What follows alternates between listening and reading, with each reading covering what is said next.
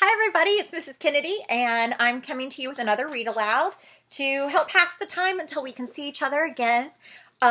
This book is called A Library Book for Bear, and it's by Bonnie Becker, and it's illustrated by Katie McDonald Denton. So here is the cover of our book. And you can see right there that there is a book reading a bear reading a library book. Sorry, my words aren't working today. And would you think that would be fiction or nonfiction? Well, we know that nonfiction is fact, and fiction is make-believe. So if you said that the book was fiction, you're absolutely right. Because as far as we know, bears cannot read books. Bear had never been to the library. He had 7 very nice books at home. 3 about kings and queens, 3 about honeybees, and 1 about pickles. Bear was quite sure he had all the books he would ever need. What do you guys think? Do you think 7 books is enough books forever? Definitely not enough books for me. One morning, Bear heard a tap, tap, tapping on his door.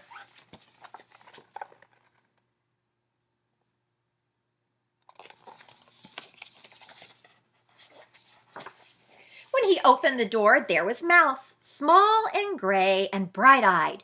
"We're off!"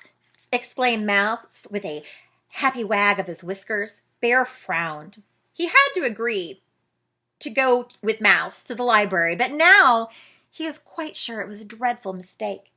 "Completely unnecessary," Bear announced. "I have all the books I need right here."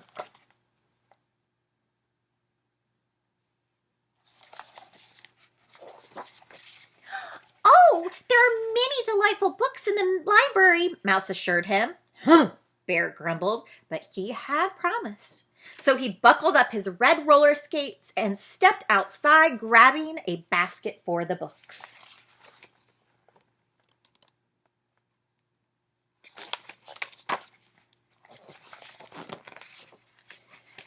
Bear skated and Mouse rode in the basket to the library, the wind rippling nicely through their fur. What time of year does it look like there? I think it kind of looks like fall. What do you guys think? The colored leaves and things? Maybe. But when they got to the library, Bear did not like how it looked. "There are far too many books in there," he protested. "Most excessive." "Oh no, it's quite exciting," Mouse said, leading Bear through the tall doors.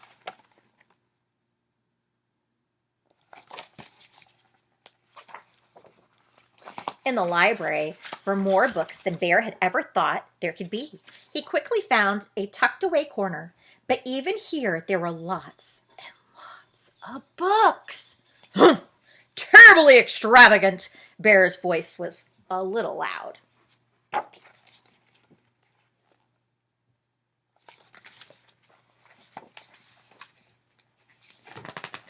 "I shall find you the perfect one," Mouse said quietly in his library voice. "One about pickles," commanded Bear. After all, he only had one of those. But Mouse had already whisked away.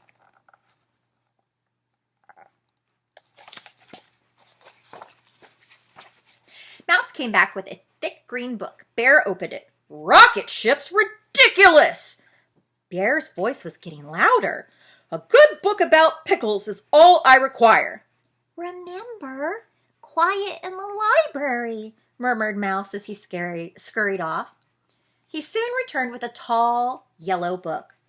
"I'm not interested in wooden canoes." Bear's voice was even louder.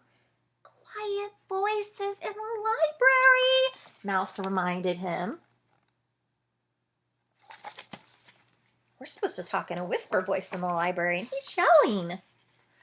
"My voice is always quiet," Bear shouted. "I will find my own book. I can assure you that pickles are quite interesting." Mouse didn't look so sure. But Bear quickly spotted a blue book with a pickle on the spine. Mouse sprang up the shelf to get it for him.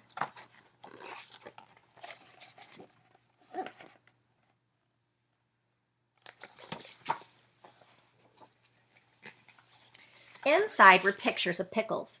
The pickles had little fairy wings. They were dancing with petunias. "No dancing pickles!" Bear roared. "Shh!" said a voice. Who do you think is shushing them? Bear peeked around a bookshelf. There sat a librarian with a cluster of youngsters gathered around her. The librarian smiled, but a mother squirrel squished an angry finger against her lips, and an old raccoon said sternly, "Quiet in the library."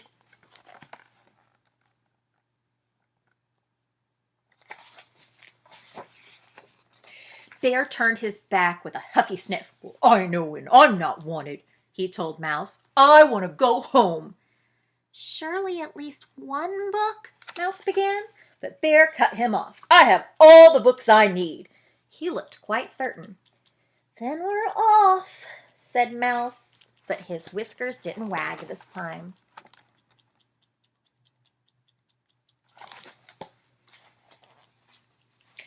Bear stood stock still. He was listening carefully to a voice on the other side of the bookshelf.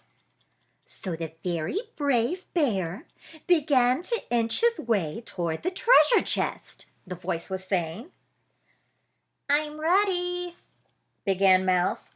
"Shh!" exclaimed Bear. "I'm just getting to the good part." "But you said..."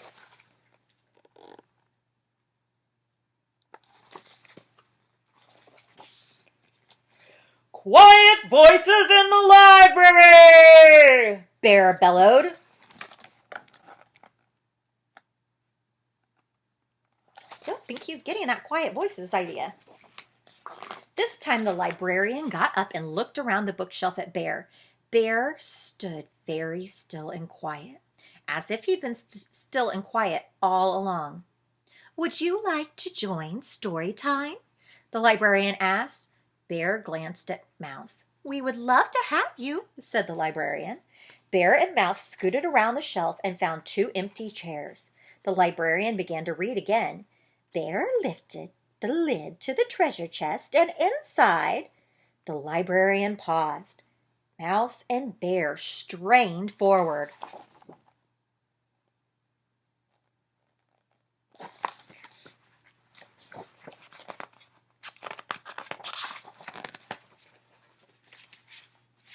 "Inside," she said, "was a mound of pickle slices, and each shining slice was made of diamonds and gold, and everyone shouted, 'Hooray for the very brave bear!'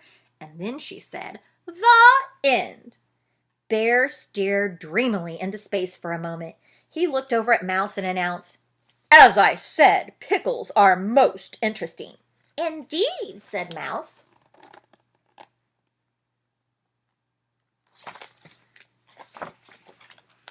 Later, Mouse rode in the basket with 7 new books. There were 2 about wooden canoes, 2 about rocket ships, 2 about teapots.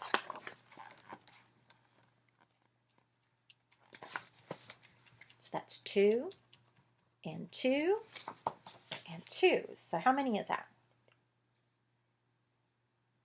6. And they said 7. Let's stop for a second and think of what our 7th book could be about. You make a guess, and I'm going to make a guess in my head. What's that last book that Bear picked out?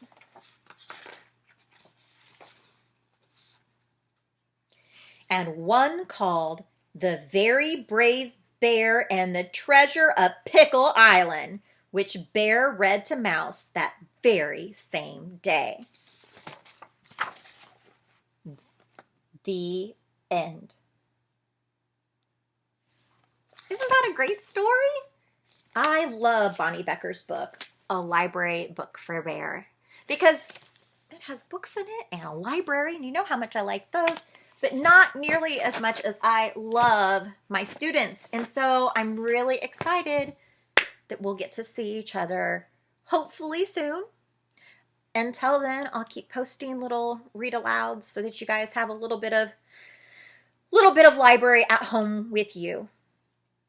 I'm thinking about everybody and I miss them a whole bunch, and I can't wait until we're back together again. Have a great day. Bye now.